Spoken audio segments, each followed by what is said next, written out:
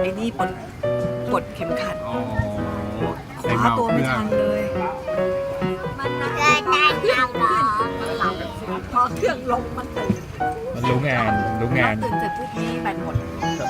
อ๋อแบตอะไรหมด แบตหูหมดไง อ๋อยังไม่ได้เปลี่ยนเลย ยังเสร็จเลยได้ไหมแล้วก็เลยเริ่มน้ำมันไปไหน อ่าคนเมาเครื่อง ต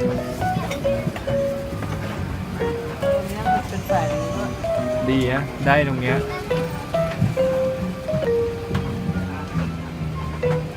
ขากลับเจอกัน มีมุมให้ดูข้างนอกด้วยนะ มุมอะไร ตอนแบบเห็นเครื่องบินกำลังเคลื่อนเข้างวงช้างอ่ะไอจอเล็กๆอ่ะ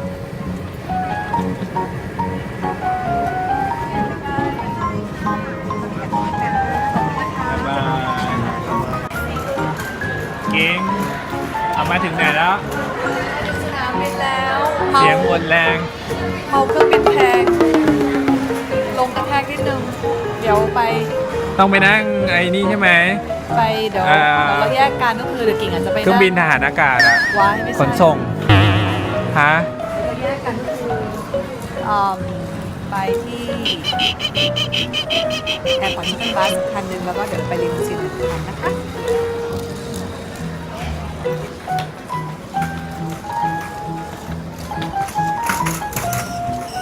ได้สบายเลยนะเรา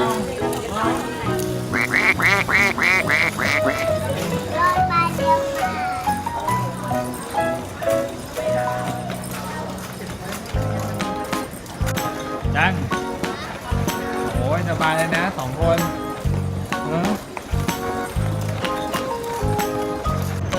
เราต้องมาต่อรถไฟกันแล้ว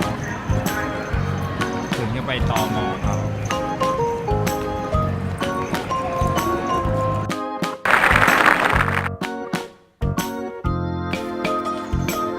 เราถึงแล้วว้าว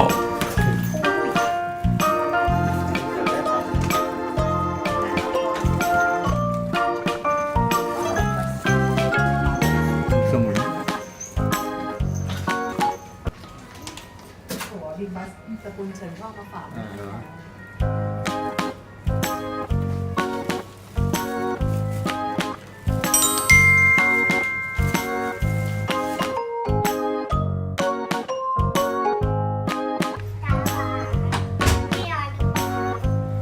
โอ้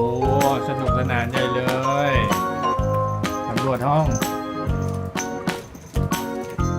โอ้ มีคนมาฝาก